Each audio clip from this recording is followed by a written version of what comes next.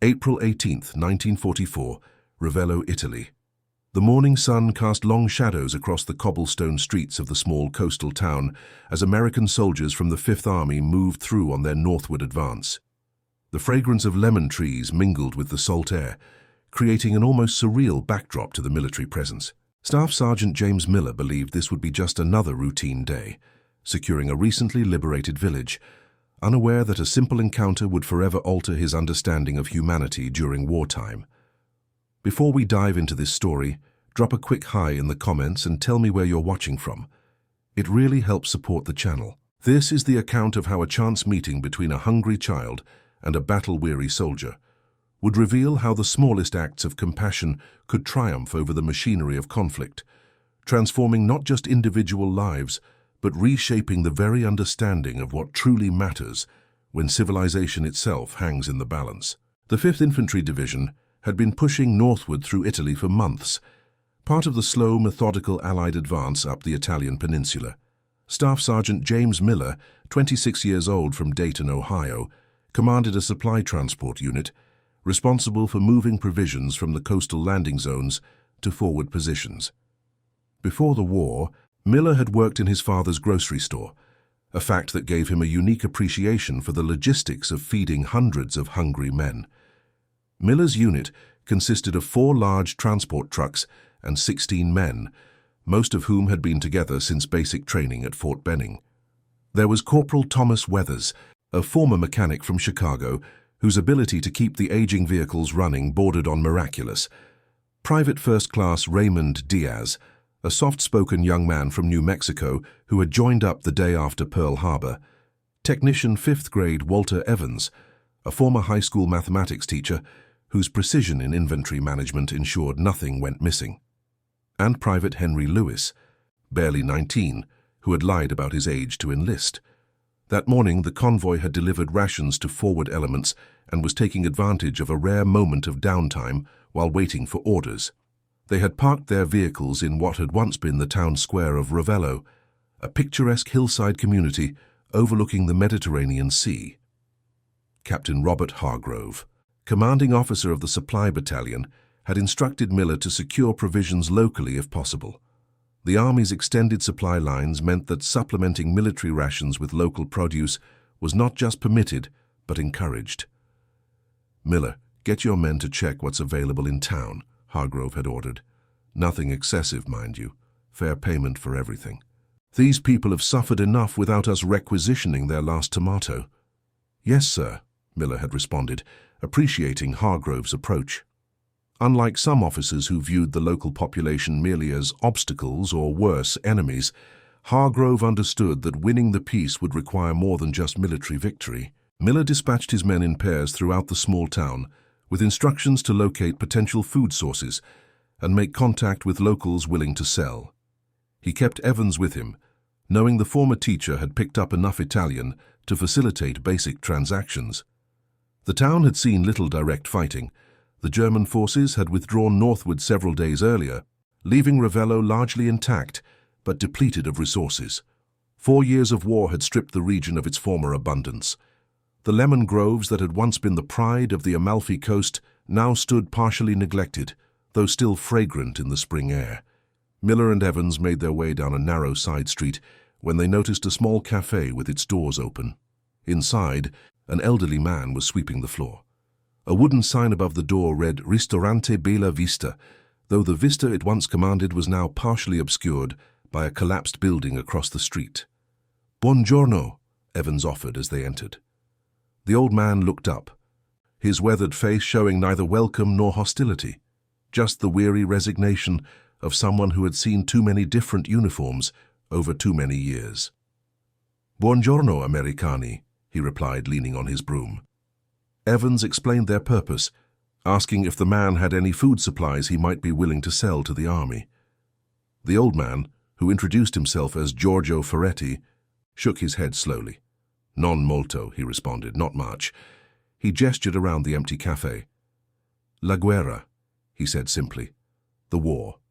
Miller understood without translation. The story was the same throughout Europe. Ordinary lives disrupted, businesses shuttered, food scarce. He was about to thank the man and move on when Ferretti raised a hand to stop them. "Aspetta," he said. "Wait." He disappeared through a doorway behind what had once been the counter. Miller glanced around the cafe while they waited. The walls were adorned with faded photographs, showing the town in happier times. In one, the cafe was filled with smiling patrons, tables laden with food. A young Ferretti proudly standing at the center. Another showed fishing boats returning to the harbor below, nets heavy with catch. Ferretti returned carrying a cloth sack. He placed it on the counter and opened it to reveal several large lemons, a small wheel of hard cheese, and a loaf of bread that appeared to have been baked that morning. "Per voi," he said, pushing the sack toward Miller. "For you." Evans began to explain that they would pay, reaching for the military script they carried for such transactions, but Ferretti shook his head vigorously. "No, no," he insisted, waving away the offered payment. He tapped his chest. "Un regalo." "A gift." Evans translated, though Miller had understood the gesture. "He wants to give it to us as a gift, Sarge." Miller frowned. He knew the Army regulations about accepting gifts from locals, but more importantly, he could see that Ferretti had little to spare. Taking food without payment seemed wrong, especially from a civilian population already struggling. "Tell him we appreciate his generosity, but we must pay," Miller instructed. "Explain that we have regulations." Evans translated, but Ferretti remained adamant. The old Italian's pride was evident in his posture. Eventually, after several minutes of gentle negotiation, they reached a compromise. Ferretti would accept payment for the cheese and bread, but insisted the lemons were a gift from his personal tree. As they concluded the transaction, a noise from the back room caught Miller's attention. Ferretti's expression changed subtly. A flash of concern quickly masked. Evans noticed it too, glancing questioningly at Miller. "Is there someone else here?" Miller asked, instinctively resting his hand on his sidearm. Though Ravello had been declared secure, there remained the possibility of German stragglers or sympathizers. Evans translated the question. Ferretti hesitated before responding with a rapid stream of Italian that Evans struggled to follow completely. "His granddaughter, I think," Evans said. "He's saying something about her parents. It's too fast for me, Sarge." Miller nodded reassuringly at Ferretti. "It's okay," he said, gesturing for the man to relax. "We're not here to cause any trouble." Ferretti seemed to understand. He called out toward the back room, and after a moment a young girl appeared in the doorway. She couldn't have been more than 12 years old, with dark hair and eyes too serious for her age. She wore a faded blue dress that had clearly been mended multiple times, and she regarded the Americans with a mixture of curiosity and apprehension. "Questo è mia nipote, Maria," Ferretti said. "This is my granddaughter, Maria." Miller smiled at the girl, trying to appear as unthreatening as possible despite his uniform and equipment. He remembered he had a chocolate bar in his pocket, part of his own rations that he had been saving. He slowly reached for it, making sure his movements didn't appear threatening, and held it out toward Maria. "Would you like this?" he asked, knowing she probably wouldn't understand the words, but hoping his tone conveyed the meaning. The girl looked to her grandfather, who nodded encouragingly. She approached cautiously, reminding Miller of a fawn approaching a clearing, ready to bolt at the first sign of danger. When she reached him, she took the chocolate with a whispered grazie before retreating to her grandfather's side. Miller watched as she carefully unwrapped one corner of the chocolate bar and broke off a tiny piece, savoring it slowly, rather than devouring the treat as most children would. The deliberate rationing of such a simple pleasure spoke volumes about what life had been like during the occupation. Maria whispered something to her grandfather. Ferretti smiled for the first time since their arrival, a warmth transforming his weathered features. "She asks if you would join us for coffee," Evans translated Ferretti's response. "He apologizes that it is not real coffee, but something made from chicory. They have been saving it for a special occasion." Miller checked his watch. They were due back at the vehicles within the hour. But this kind of community engagement was exactly what Captain Hargrove had encouraged. Building goodwill with the local population provided both tactical advantages and human connections that transcended the war. "We would be honored," Miller replied, gesturing for Evans to translate. Ferretti seemed pleased, instructing Maria to prepare the coffee. The girl disappeared back into the kitchen area while her grandfather cleared a small table. Miller and Evans removed their helmets and sat down, creating a momentary illusion of normalcy in the midst of war. While Maria prepared the coffee, Ferretti retrieved a small wooden box from behind the counter. He brought it to the table and opened it carefully to reveal several photographs. He selected one and handed it to Miller. The photograph showed a young man in an Italian military uniform, his resemblance to Maria unmistakable. "Mio figlio," Ferretti said softly. "My son. Il padre di Maria." Evans translated as Ferretti explained that his son had been drafted into Mussolini's army and sent to North Africa in 1941. He had been reported missing after the Battle of El Alamein, leaving behind his wife and daughter. Maria's mother had died the previous winter from pneumonia, leaving the girl in her grandfather's care. Miller studied the photograph, seeing not an enemy soldier but a young man who, like millions of others, had been caught in the machinery of war. He thought of his own brother, Thomas, currently serving with the 1st Infantry Division somewhere in England, preparing for what everyone knew would be the eventual invasion of France.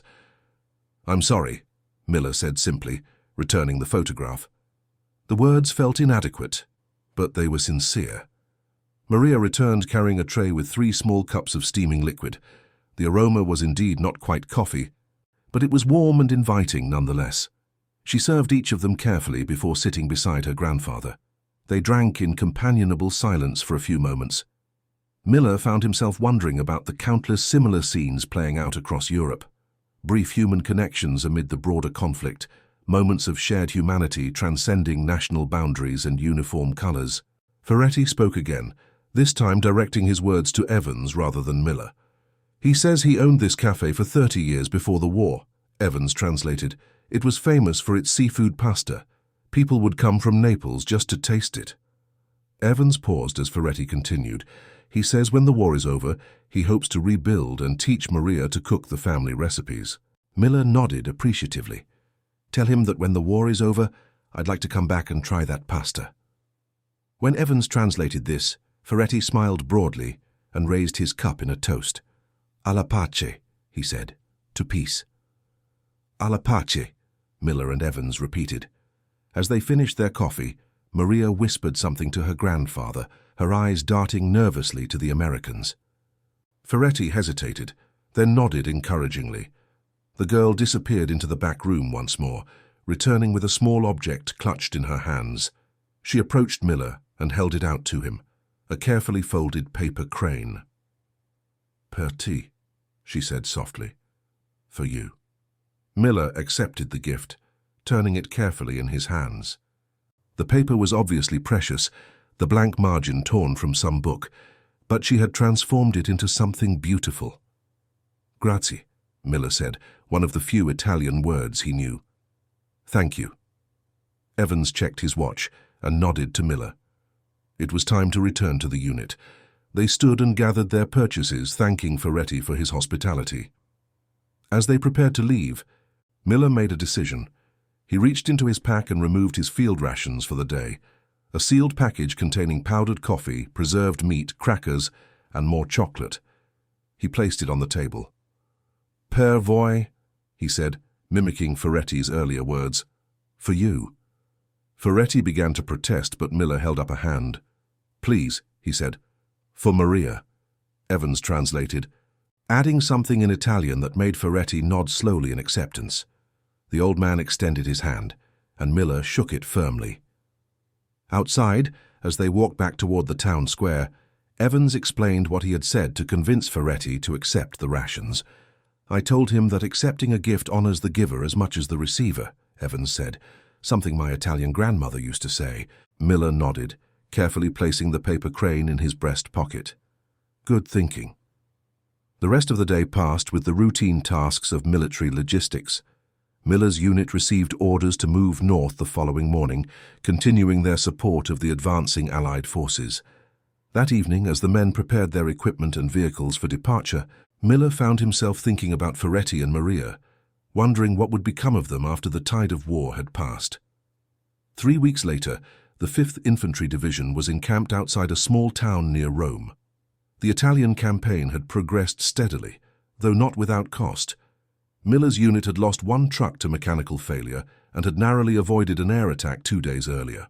The men were tired, the vehicles in need of maintenance, and supplies running lower than Miller would have liked.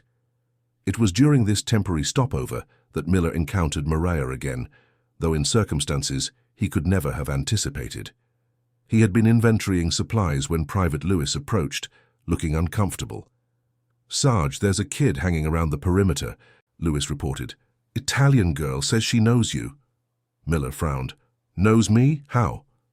Lewis shrugged. "Keep saying Miller and something about Ravello. The guys thought you should know before they call it into headquarters." Curious, Miller followed Lewis to the edge of their encampment. There, being watched carefully by 2 soldiers, stood Maria. Her clothes were even more worn than before, her shoes practically falling apart. She looked exhausted but somehow determined. "Maria," Miller said in disbelief. "What are you doing here? How did you get here?" The girl recognized him immediately, relief washing over her face. "Signore Miller," she exclaimed. One of the guards, Corporal Rodriguez, explained that she had approached their checkpoint asking for Miller by name. "She's been walking for 2 days, far as we can tell," Rodriguez said. "Wouldn't leave, wouldn't talk to anyone else." Miller knelt to Maria's level. "Where is your grandfather?" he asked slowly, hoping she might understand. Maria's eyes filled with tears. She spoke rapidly in Italian, the words meaningless to Miller.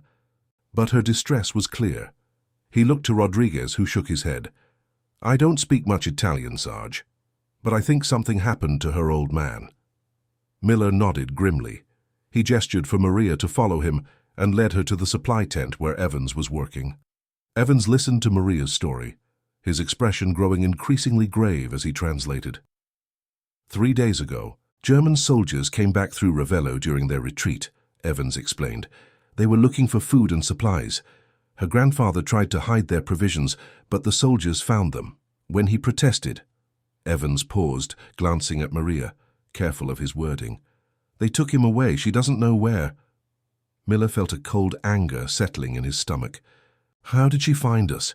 Evans asked, and Maria explained that after hiding for a day she had started following the American supply lines northward, asking about Miller's unit at each checkpoint. She had walked most of the way, occasionally getting rides from Allied transport vehicles when drivers took pity on her. "She's looking for help," Evans concluded. "She has no one else." Miller ran a hand over his face, considering the situation. Military regulations were clear about civilians, especially children. They were to be directed to proper refugee channels and humanitarian organizations, but those systems were overwhelmed, understaffed, and often meant consignment to overcrowded camps with insufficient resources. "Get her some food," Miller decided, "and find a blanket. I need to speak with Captain Hargrove." Captain Hargrove was reviewing maps in the command tent when Miller arrived. After hearing the situation, Hargrove frowned. "You know regulations, Miller. We're not equipped to handle civilian dependents, especially children."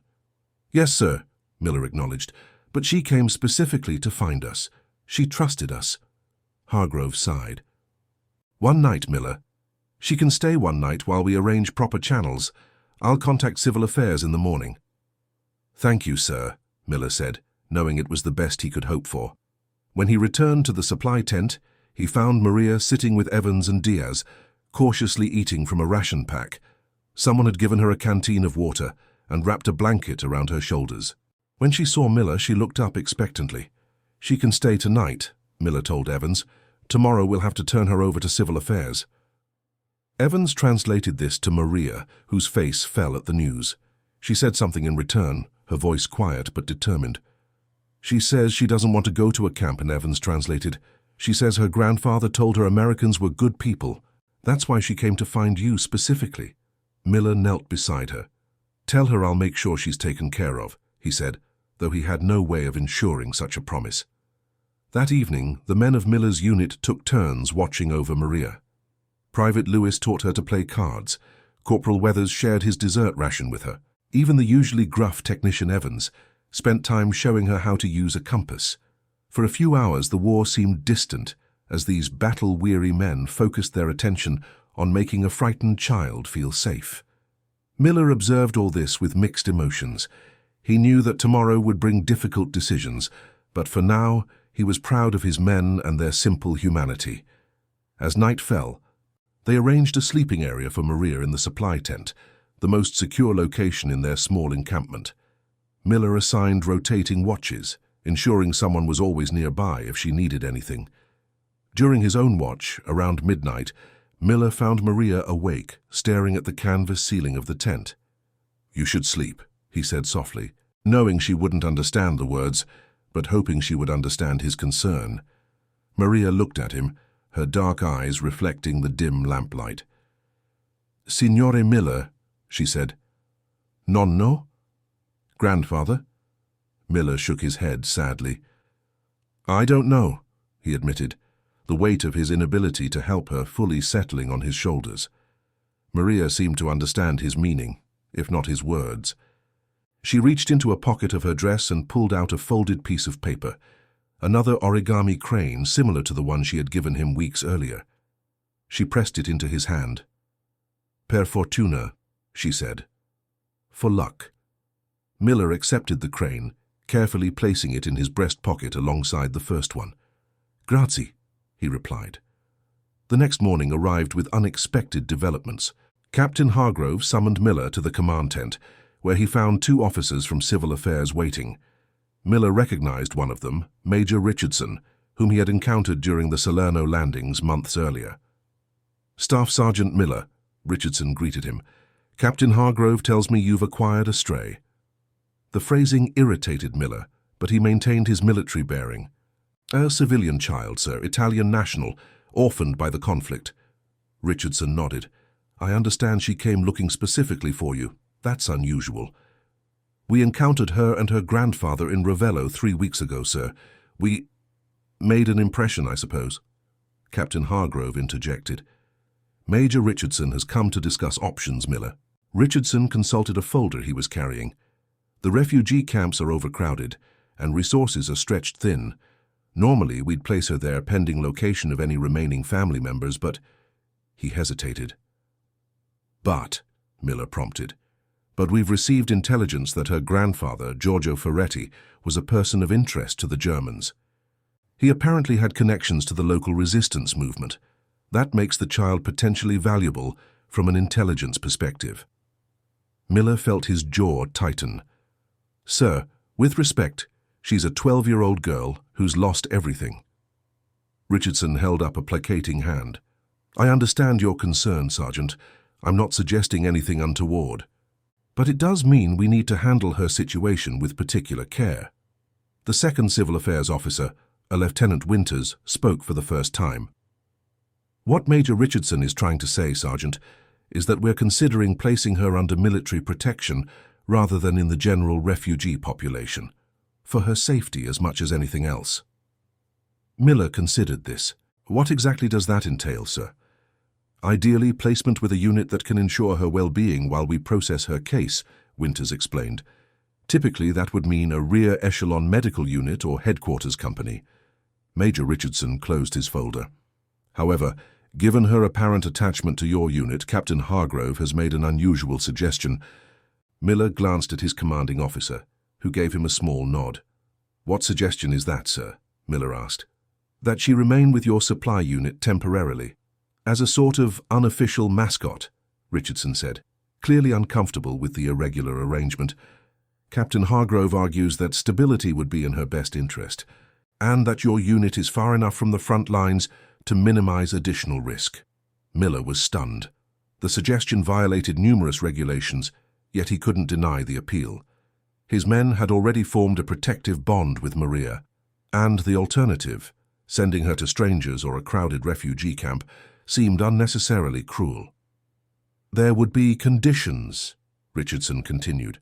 "She would be officially documented as a displaced person under military protection. Your unit would be responsible for her basic needs, and this arrangement would be temporary, until we can locate extended family or establish a more permanent solution." "I understand, sir," Miller said, still processing the unexpected turn of events. "Do you accept this responsibility, Sergeant?" Richardson asked directly. Miller straightened. "Yes, sir. My unit will ensure her safety and welfare. Very well, Richardson sighed, as if still not entirely convinced. Lieutenant Winters will handle the necessary documentation. I'll check in periodically on her status. He turned to leave, then paused. One more thing, Sergeant. This is highly irregular. Don't make me regret authorizing it. No, sir, Miller assured him. After the civil affairs officers departed, Miller turned to Captain Hargrove.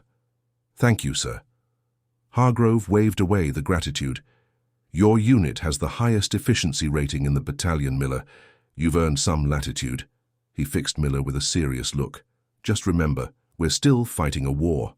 The mission comes first. Always, sir, Miller confirmed. When Miller returned to inform his men and Maria of the arrangement, the response was immediate and positive.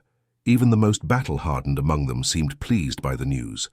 Maria, once Evans had translated everything, threw her arms around Miller in a spontaneous hug that left him momentarily at a loss. The following days established a new routine. Maria quickly became an integral part of unit life, helping with simple tasks and learning English words from the men. Miller ensured she had proper clothing and shoes from the quartermaster supplies, justifying the requisition as essential for civilian under military protection. Private Lewis, who had 3 younger sisters at home, took particular interest in Maria's education, teaching her English with remarkable patience. Corporal Weathers fashioned a small compartment in one of the transport trucks specifically for her, ensuring she had a secure place during movements. And Technician Evans, to everyone's surprise, revealed a talent for storytelling, entertaining Maria with tales from his teaching days. The war, of course, continued. The Allied advance pushed northward through Italy, meeting determined German resistance. Miller's supply unit maintained its critical role in the logistics chain, often working long hours under difficult conditions. Through it all, Maria remained with them, adapting to military life with the resilience of youth. It was during a routine resupply mission near Florence in early June that Miller truly understood the impact of Maria's presence on his unit. They had stopped at a forward artillery position to deliver ammunition when the area came under sudden enemy fire, a German counterattack against the Allied advance.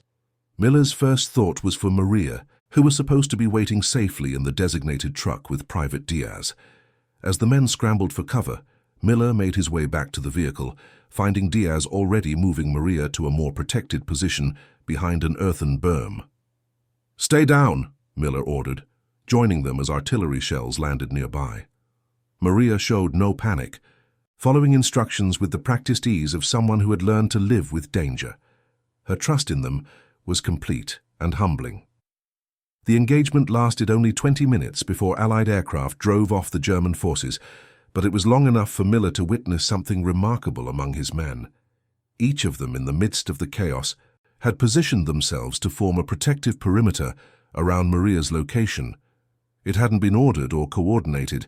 It was instinctual, automatic. Later that evening, as they made camp at their designated rally point, Captain Hargrove visited to check on the unit after the engagement. "Everyone all right, Miller?" he asked, surveying the men as they unloaded supplies. "Yes, sir. No casualties or vehicle damage." Hargrove nodded, then lowered his voice. "And the girl?" Miller glanced to where Maria sat with Evans, practicing her English by identifying supply items. "She's fine, sir. Handled it like a veteran." Hargrove studied the scene thoughtfully. "You know what I've noticed, Miller? Your unit's efficiency rating has actually improved since she joined you." He shook his head in mild disbelief. Wouldn't have expected that. Miller had noticed it too. His men worked more cohesively, complained less about long hours, and maintained better discipline. Maria's presence had somehow humanized their purpose, reminding them daily of why they fought. "They have someone to protect now, sir," Miller said simply. "Makes the job mean something more." Hargrove nodded. "Keep it up, Sergeant." He turned to leave, then added, "Intelligence reports indicate we may encounter heaviest resistance near Bologna. Make sure your unit is prepared." "Yes, sir," Miller acknowledged, the reminder of the war's continuing reality sobering. That night, as Maria slept in her designated area of the camp, Miller sat with Corporal Weathers reviewing maintenance schedules for their vehicles. The topic of Maria's future arose naturally in their conversation. "What happens to her when this is all over, Sarge?" Weathers asked, voicing what many of the men had been wondering. Miller considered the question carefully. "Civil Affairs is still trying to locate any extended family. If they can't—" He left the thought unfinished. Weathers nodded thoughtfully. "My sister and her husband can't have kids of their own. They've been talking about adoption." He didn't elaborate further, but the implication was clear. Similar conversations occurred throughout the unit in the following weeks. Private Lewis mentioned his parents' large farm in Nebraska, plenty of room for one more. Technician Evans spoke of his wife's teaching position at a school that would welcome a bright girl like Maria. Even the usually taciturn Diaz revealed that his mother had written asking detailed questions about the Italian child after he had mentioned Maria in his letters home. Miller listened to all these well-intentioned plans without comment. The reality was that Maria's fate would ultimately be decided by military authorities and international refugee protocols, not by the wishes of a supply unit, no matter how attached they had become. As June turned to July, the Allied advance continued, though at a slower pace than command had hoped. German forces defended the northern approaches to the Po Valley with determined resistance, turning each mile into a hard-fought battle. Miller's supply unit worked increasingly long hours, keeping forward elements provisioned, often operating near capacity. Throughout this intensified period, Maria remained a steadying presence. She had developed an uncanny ability to anticipate needs, handing tools to Weathers before he asked for them, organizing ration distributions with Evans, or helping Lewis with his perpetual struggle with written inventory forms. Her English improved daily, allowing her to communicate directly with most of the men. August 7th, 1944, near Bologna, Italy. The summer heat pressed down on the Allied encampment like a physical weight, dust rising from the constant movement of vehicles and men. In the command tent, Staff Sergeant James Miller studied the latest supply requisition forms with a furrowed brow. Demand for ammunition and medical supplies had increased dramatically as the Fifth Army encountered stiffening resistance from German forces defending the approaches to the Po Valley. "Sarge, we got a problem with Truck 3, Corporal Weathers reported, ducking into the tent. "Fuel pumps giving out. I can jury-rig it, but we'll need a replacement within 48 hours. Miller nodded, making a note on his clipboard. "I'll put in the requisition. How's the rest of the convoy?" "Holding together, but it ain't pretty. These roads are murder on the suspensions." Weathers hesitated before adding, "Maria noticed the fuel pump issue before I did. Kid's got a good ear for engines." Miller smiled slightly. In the weeks since the young Italian girl had joined their unit, she had become something of a mechanical apprentice to Weathers, absorbing his knowledge of vehicles with remarkable aptitude. "Where is she now?" Miller asked. "Helping Evans organize the medical supply crates. Those two have some kind of system going. Half the time they're not even speaking the same language, but somehow they understand each other." This didn't surprise Miller. Maria had proven extraordinarily adaptable, finding ways to make herself useful despite the language barrier. Her English was improving daily, and several of the men had picked up basic Italian phrases in return. "The new liaison officer from headquarters is due this afternoon," Miller said. "Make sure Maria stays with Diaz during the inspection. No sense drawing attention." Weathers understood the implication. While Captain Hargrove and their immediate superiors had accepted Maria's presence, not everyone in the command structure might be as accommodating to a civilian child in a military unit. "Roger that," Weathers replied, then hesitated. "Any word about her grandfather?" Miller shook his head. "Nothing concrete. Civil Affairs is still making inquiries, but with the front lines still moving." He left the sentence unfinished. Both men understood the dim prospects. After Weathers departed, Miller completed the necessary paperwork and stepped outside into the harsh sunlight. Their current encampment was situated in an abandoned farm complex about 15 miles south of Bologna. The main house served as the command center, while various outbuildings had been repurposed for supplies, vehicle maintenance, and medical services. The men had established their sleeping quarters in tents arranged in the former vineyard. Miller found Maria exactly where Weathers had indicated, working alongside technician 5th grade Evans in the supply shed. She was carefully labeling boxes of medical supplies with a system of colored markers that Evans had devised, a method that allowed quick identification of contents without requiring the ability to read English medical terminology. "Come sta, Sergeant Miller," Maria greeted him in her peculiar blend of Italian and English. "Bene, grazie," Miller responded with one of the few Italian phrases he had mastered. "How's the inventory coming?" Evans looked up from his clipboard. "Nearly finished, Sarge. Maria's got a real knack for organization. Beats having Lewis trying to decipher my handwriting." Maria beamed at the compliment, though Miller suspected she hadn't understood all the words. What she did understand, unmistakably, was that she belonged here, that her contributions were valued. That certainty showed in her improved posture, her increasing confidence, and the diminishing frequency of the nightmares that had plagued her initial weeks with the unit. "The liaison officer from headquarters will be here soon," Miller informed Evans. "Make sure everything's by the book." Evans nodded, understanding the subtext. "We'll finish up here and then Maria can help Diaz with the ration distribution. Out of sight, out of mind." Miller checked his watch.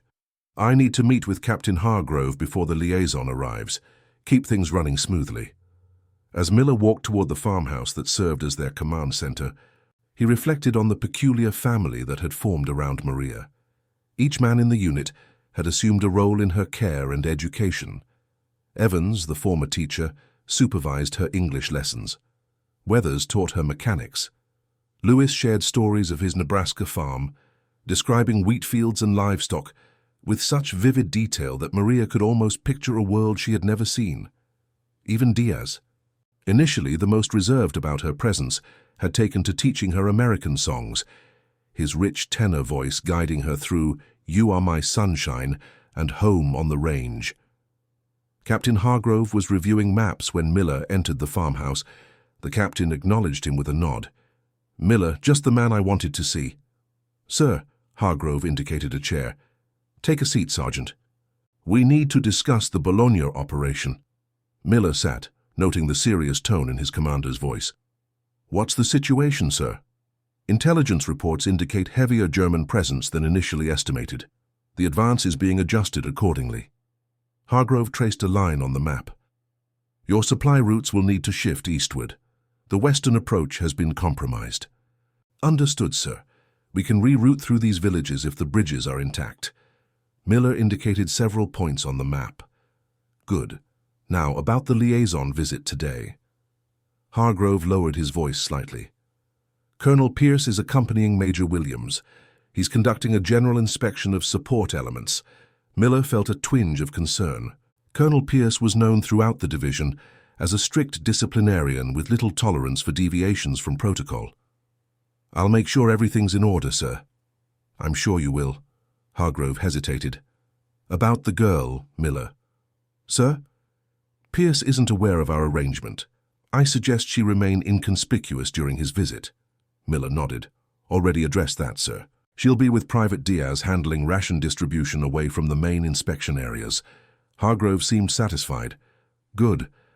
One more thing, Sergeant. Civil Affairs has forwarded a report on their investigation into Giorgio Ferretti." He handed Miller a folder. "I thought you should see it before our guests arrive." Miller accepted the folder with a sense of apprehension. He had been requesting information about Maria's grandfather for weeks, but responses had been limited and vague. Opening the folder, he began reading the typewritten report. The document confirmed what they had suspected. Giorgio Ferretti had indeed been connected to the local resistance movement, providing intelligence on German troop movements to Allied forces. His cafe in Ravello had served as a meeting point for resistance members, and he had helped several downed Allied pilots escape capture. When German forces retreated through Ravello in April, Ferretti had been identified by a collaborator and arrested. Miller turned the page, steeling himself for the worst, but was surprised by what he read next. According to the report, Ferretti had been transported to a detention facility near Verona, but during the transfer, the convoy had been attacked by partisan forces. In the ensuing confusion, several prisoners, potentially including Ferretti, had escaped. His current whereabouts were unknown. "He could still be alive," Miller said, looking up from the report. Hargrove nodded cautiously. "It's possible. The resistance networks in northern Italy are increasingly effective. If he made contact with them, We need to get this information to the partisans in the area, Miller suggested. If Ferretti is with one of their groups, they might not know his granddaughter is safe with us. I'll mention it to intelligence at the next briefing, Hargrove agreed. But manage your expectations, Miller. And, more importantly, manage hers. The chances remain slim. Understood, sir. Miller left the command center with the report, uncertain whether to share the information with Maria immediately. Hope could be cruel when unfulfilled, yet withholding the possibility seemed equally wrong. He decided to wait until after the inspection, when he could give the matter proper attention. The liaison visit proceeded without incident through the afternoon. Colonel Pierce proved as meticulous as his reputation suggested, examining inventory records, vehicle maintenance logs, and supply distribution procedures with exacting scrutiny. Miller guided the inspection with professional efficiency, ensuring their operations appeared flawless. Maria, as arranged, remained with Private Diaz in the farthest storage building, sorting ration packages for the next day's distribution. The strategy worked until late afternoon, when Colonel Pierce unexpectedly requested to see all storage facilities, including the peripheral structures not on the formal inspection itinerary. "Of course, sir," Miller responded smoothly, though internally he calculated the quickest way to alert Diaz. "If you'll follow me. Corporal Weathers, please radio ahead to inform Private Diaz we're conducting an inspection of Building 4. Weathers understood immediately. "Right away, Sergeant." He moved toward the communications equipment, hopefully giving Diaz enough warning to ensure Maria would be elsewhere when they arrived. The small procession made its way across the compound toward the storage building. Miller maintained a steady dialogue about supply protocols, attempting to extend their journey by seconds that might prove crucial. "Your unit maintains impressive efficiency ratings, Sergeant Miller," Colonel Pierce commented as they walked. "Captain Hargrove speaks highly of your organizational capabilities." "Thank you, sir. We have an excellent team."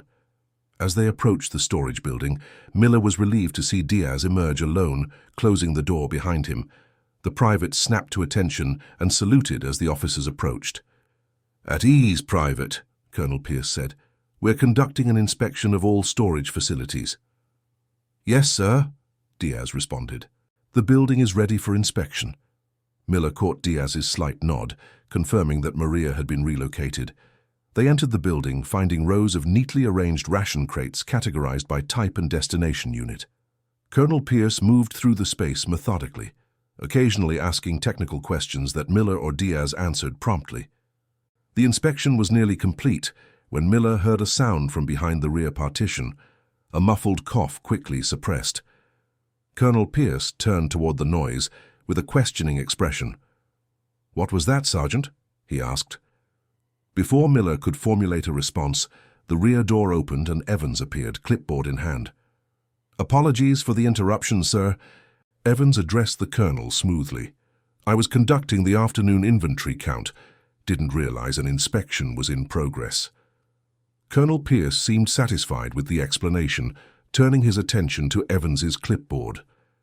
"Let me see those inventory figures." As the colonel reviewed the documentation, Miller caught Evans's subtle head gesture toward the window. Following the indication, Miller glanced outside to see Maria being hurriedly escorted away by Corporal Weathers, ducking behind the adjacent building, just as Colonel Pierce looked up from the clipboard. "Everything appears to be in order," the colonel concluded, returning the clipboard to Evans. "Let's proceed to the vehicle maintenance area." The remainder of the inspection continued without incident, and by early evening, the liaison team had departed with favorable reports on the unit's operational status. Captain Hargrove called Miller to the command center shortly after their departure. "Well done, Miller. Colonel Pierce was impressed with your operation." "Thank you, sir. The men performed admirably." Hargrove allowed himself a rare smile, including that bit of theater with Evans and the inventory check. Quick thinking. Miller maintained a neutral expression. "I'm not sure I understand, sir." "Save it, Sergeant. I've commanded this unit long enough to recognize a coordinated maneuver." Hargrove waved off any further pretense. "The important thing is that Colonel Pierce was satisfied, and our operational integrity remains intact." "Yes, sir. Now, about the Ferretti report. Have you informed Maria?" Miller shook his head. "Not yet, sir. I wanted to wait until after the inspection." "Good thinking. Use your judgment on how much to share, and Miller, Hargrove added as the sergeant turned to leave, we're moving out at 0600 tomorrow. Advanced elements of the division are encountering resistance near Pianoro. We'll be establishing a forward supply point 5 miles behind their position. Understood, sir. We'll be ready. Miller found Maria with Lewis and Weathers, the three of them sitting on supply crates outside the vehicle maintenance area. Maria was repeating English phrases after Lewis, her pronunciation improving but still heavily accented. She brightened when she saw Miller approaching. "Sergeant Miller, I hide good today, yes?" she asked proudly. Miller couldn't help smiling. "Yes, you did very well. Thank you for being so careful." Weathers stood, stretching his back. "She's a natural at covert ops, Sarge. Diaz barely had time to get her out the back when your warning came through." "Evans deserves a commendation for that distraction," Miller acknowledged. "Lewis, Weathers, could you give us a moment? I need to speak with Maria." The men exchanged glances but nodded, making themselves scarce. Miller sat on a crate facing Maria, considering how best to explain the report's contents in terms she would understand. "Maria, we have received information about your grandfather," he began carefully. Her expression immediately shifted, hope and fear battling across her features. "Nonno? You find him?" "Not exactly," Miller clarified. "But we have learned that when the German soldiers took him away, he might have escaped during the journey." Maria's eyes widened. "Escaped, he is free." Miller chose his words with care. "We don't know for certain, but it's possible he is with the resistance, the Partigiani, in the north." "So he is alive?" Maria asked, her voice small but hopeful. "It's possible," Miller emphasized, not wanting to create false certainty. "We are sharing this information with the resistance groups we have contact with. If he is with them, we will try to find out." Maria absorbed this, her young face showing a maturity beyond her years. "Nonno is very smart," she said finally. "If he can escape, he will." Miller nodded, impressed by her resilience. "We move north tomorrow," he informed her, "closer to Bologna. If your grandfather is in that region, our chances of finding information improve." Maria straightened her shoulders, a gesture Miller had come to recognize as her preparing for a new challenge. "I help pack tonight," she stated decisively. "Good. Now go find Evans. He was looking for you earlier." As Maria hurried away, Miller reflected on how thoroughly she had integrated herself into their unit. What had begun as a temporary humanitarian accommodation had evolved into something none of them had anticipated. She had become essential to their cohesion, a reminder of purpose amid the chaos of war. The pre-dawn hours found the unit busy with preparations for movement. Vehicles were checked, supplies secured, and equipment stowed according to well-established routines. Maria moved among them with practiced efficiency, knowing her responsibilities without needing direction. By 6:15, the convoy was moving northward along roads increasingly marked by the evidence of recent fighting. Destroyed vehicles, both Allied and German, appeared with greater frequency. Artillery craters pockmarked the landscape, and the distant rumble of gunfire served as a constant reminder of the front lines ahead. Miller rode in the lead vehicle with Weathers driving and Maria between them. Standard procedure would have placed her in the more protected middle vehicle, but experience had taught them that she grew anxious when separated from her core protectors. "How much farther to the new position?" Weathers asked as they navigated a particularly damaged stretch of road. Miller consulted his map. "About 12 miles. We should reach the designated area by 0800 if we maintain current speed." Maria watched the passing landscape with solemn attention. The closer they moved to the active front, the quieter she became, though she showed no signs of fear. Miller sometimes forgot how much she had already witnessed in her young life: air raids, occupation, loss, flight. Her composure in the face of adversity continued to humble him. They were approximately 5 miles from their destination when the convoy rounded a bend to encounter an unexpected sight: a group of civilians by the roadside, waving desperately to flag them down. "Hold up," Miller ordered, immediately alert for potential ambush. German forces had occasionally used civilian distress as bait for traps. Weathers slowed the vehicle, maintaining enough speed to escape quickly if necessary. The rest of the convoy followed suit, keeping proper interval distance. As they drew closer, Miller assessed the situation. There were 7 civilians, 5 men and 2 women, standing beside a damaged farm cart. They appeared unarmed, and their distress seemed genuine rather than staged. "Stop here," Miller decided. "Keep the engine running. Evans, Lewis, provide perimeter security." The convoy halted and Miller exited the vehicle cautiously, his hand near his sidearm. Evans and Lewis took up watchful positions, while Diaz moved to a vantage point, offering clear lines of sight in all directions. "Do any of you speak English?" Miller called as he approached the group, maintaining a safe distance. One of the men stepped forward. He was middle-aged, with a weathered face and the calloused hands of a farmer. "Little English," he replied. "Need help. Food. Medicine." Miller studied the group more closely. They appeared malnourished and exhausted, their clothing worn and dirty. One of the women was supporting an elderly man who seemed barely able to stand. "Where are you from?" Miller asked. The spokesman pointed northward. "Pianoro, Germans come, we leave." Miller nodded understanding. These were refugees fleeing the fighting as the front lines shifted. Such groups had become increasingly common as the conflict intensified in northern Italy. "Wait here," Miller instructed, returning to the convoy. "Evans, get basic medical supplies and 3 days of emergency rations for 7 civilians." "On it, Sarge," Evans responded, moving to the supply truck. Miller was discussing evacuation procedures with Weathers when he heard Maria's voice from behind him. "Sergeant Miller, Sergeant Miller." She was pointing excitedly toward the civilian group, trying to climb down from the truck cab. "Maria, stay in the vehicle," Miller ordered, but she was already running toward the civilians, ignoring his command for the first time since joining the unit.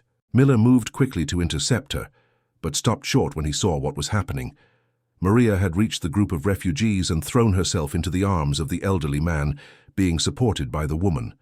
The man's face transformed from exhaustion to disbelieving joy as he embraced the child. "Nonno, nonno," Maria was crying, clinging to her grandfather as if afraid he might disappear again. Giorgio Ferretti, for it was undoubtedly him despite his diminished condition, held his granddaughter with equal desperation, tears streaming down his weathered face as he repeated her name over and over. Miller approached slowly, not wanting to intrude on their reunion but needing to confirm the man's identity. "Signor Ferretti?" he asked when he reached them. The old man looked up, recognition dawning as he saw Miller's uniform. "Sergente Miller," he acknowledged weakly. "You take care of Maria?" "Yes," Miller confirmed, emotion tightening his throat. "She has been with us since Ravello." Ferretti reached out a trembling hand which Miller clasped firmly. "Grazie," the old man said simply, the word containing depths of meaning beyond its simple translation. The spokesman for the refugee group explained in halting English that they had found Ferretti near Bologna 2 weeks earlier. He had been injured during his escape from German custody and had been hiding with resistance members until separated during a German sweep operation. The civilians had been sheltering him while attempting to reach Allied lines. Evans approached with medical supplies and examined Ferretti with careful attention. "He's severely dehydrated and malnourished, Sarge," he reported. "Possible fractured ribs and an infected wound on his left leg. He needs proper medical attention soon."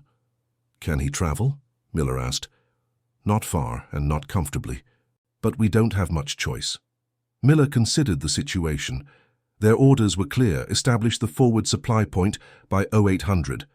But the refugees, particularly Ferretti, required immediate assistance. "Weathers, raise Captain Hargrove on the radio. Explain the situation and request permission to divert the last truck to the field hospital at San Lazzaro." "On it, Sarge." While Weathers made the radio call, Miller helped Evans administer basic first aid to Ferretti and distribute water and rations to the other refugees.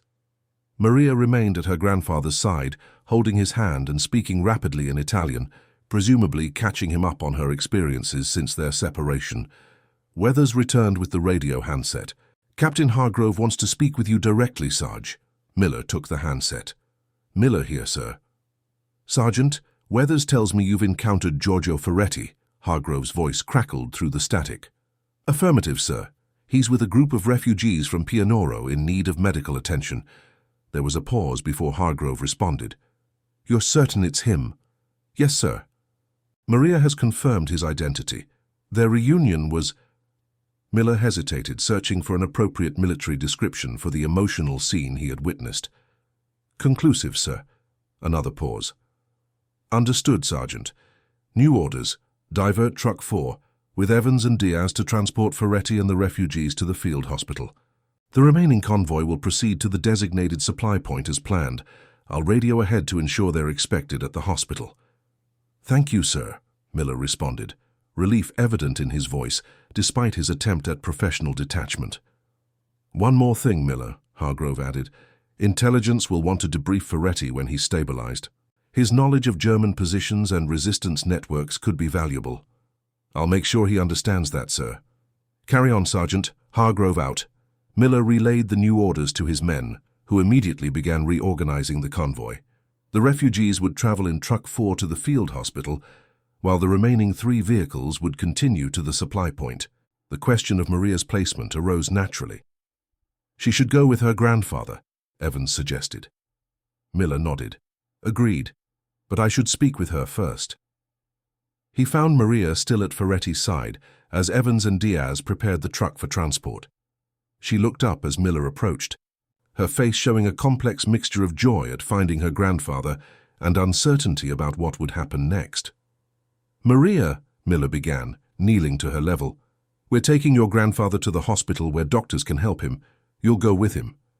Her expression clouded. Leave you? Leave. She struggled for the English word. Unit. Miller felt an unexpected tightness in his chest at her concern. Your place is with your grandfather now, he said gently. He needs you. Maria looked between Miller and Ferretti, conflict evident in her young face. But I come back after. Stay with Unit. Miller exchanged glances with Ferretti, who had been listening to their conversation with evident understanding despite the language barrier. The old man spoke softly to his granddaughter in Italian, his tone gentle but firm. Maria listened, then turned back to Miller with resignation. Nonno says war is no place for child, says we must find safe place. Miller nodded, impressed again by Ferretti's wisdom even in his weakened state. Your grandfather is right. Once he's better, civil affairs will help you find somewhere safe until the fighting ends. He reached into his pocket and withdrew the 2 paper cranes Maria had given him. Keep these, he said, pressing them into her hand, to remember us. Maria looked at the fragile paper creations, then carefully placed them in her dress pocket.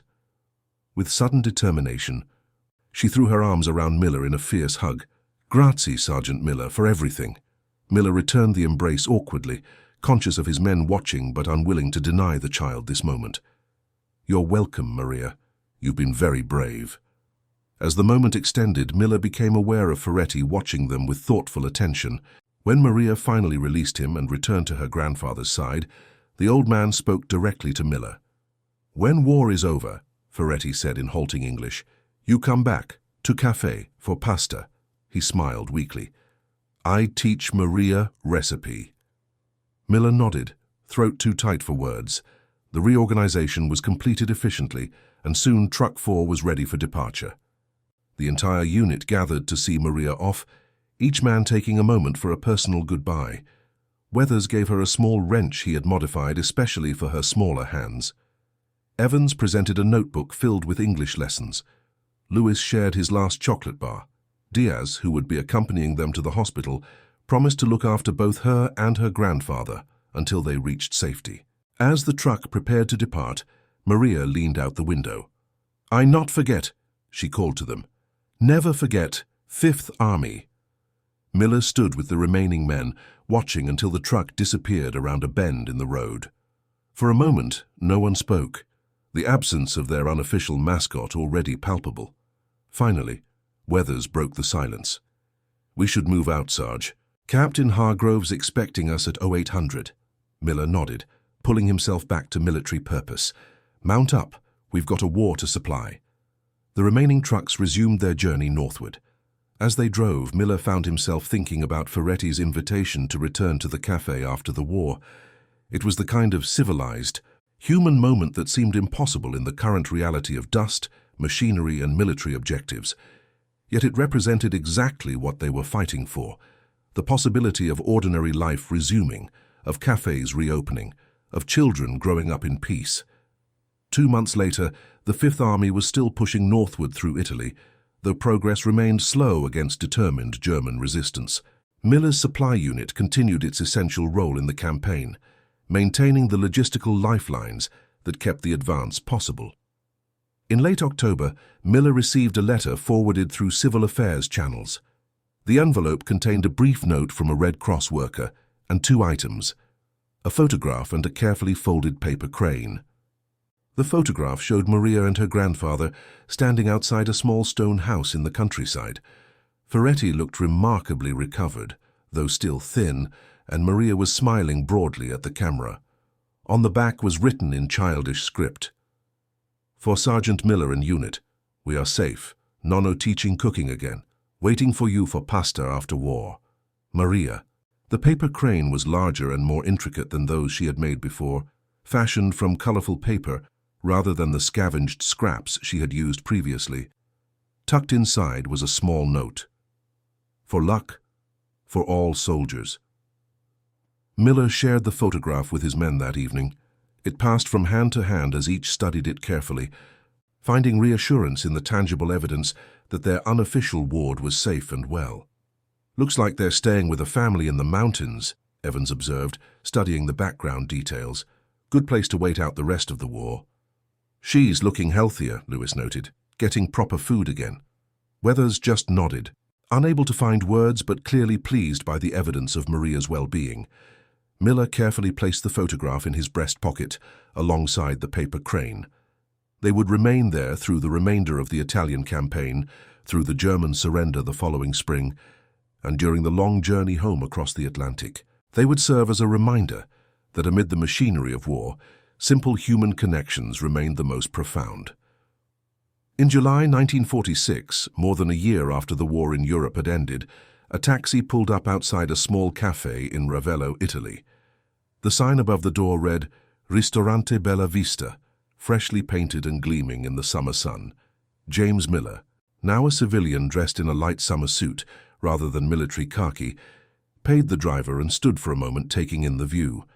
The cafe had been rebuilt and expanded, with new tables on a terrace overlooking the spectacular coastline.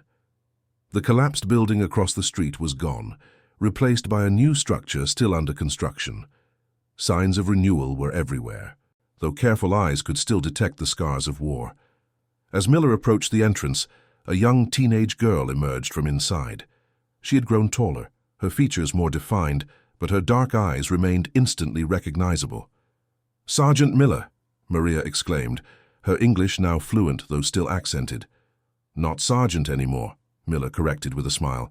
"Just James now." Maria beamed, calling over her shoulder into the cafe. "Nonno, he is here. Sergeant Miller came back."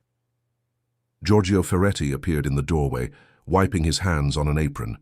He had regained weight, and though his hair was now completely white, he stood straight and moved with energy. "Ah, the American keeps his promises," Ferretti declared, extending his hand in welcome. "Come, come. The pasta is ready." As Miller followed them into the rebuilt cafe, he noticed photographs on the walls, the historical images he remembered from his first visit, but also new additions. Among them was a picture of Maria standing with Miller's supply unit, all in uniform, the young girl beaming in the center of the group of soldiers. "You received my letters?" Miller asked, indicating the photograph. "Yes, yes," Maria confirmed eagerly. "From Nebraska, Chicago, Ohio. Everyone is well?" "Everyone is adjusting to civilian life," Miller assured her. "Weathers has his own garage now. Evans returned to teaching. Lewis is working his family farm." "And you?" Ferretti asked, setting 3 places at a table by the window, the best view in the establishment. Miller smiled. "I took over my father's grocery store. It seems I couldn't escape the supply business after all." Ferretti nodded approvingly as he served steaming plates of seafood pasta. In peace, we feed people for joy, not for war. Better business. As they ate, Maria regaled Miller with stories of rebuilding the cafe, of returning to school, of her plans to eventually take over the business. Her resilience, evident even in the darkest days of the conflict, had blossomed into determined optimism. When their meal was finished, Maria disappeared briefly, returning with something in her hands. She presented Miller with a carefully folded paper crane, more elaborate than any she had made during wartime. "One last one," she said. "Not for luck now, for remembering." Miller accepted it carefully. "I've kept all of them," he admitted. "They remind me of what we were really fighting for." Ferretti refilled their glasses with local wine. "To peace," he proposed, raising his glass, "and to unexpected family found in war." "To family?" Miller agreed, looking at the young girl who had once asked for his leftovers, and in return had given his unit a glimpse of humanity amid chaos. Outside, the Mediterranean sparkled in the afternoon sun, fishing boats dotted the horizon, and the lemon trees perfumed the air. The machinery of war had moved on, leaving space for life to resume its rightful place, and that concludes our story. If you made it this far, please share your thoughts in the comments. What part of this historical account surprised you most? Don't forget to subscribe for more untold stories from World War II, and check out the video on screen for another incredible tale from history. Until next time.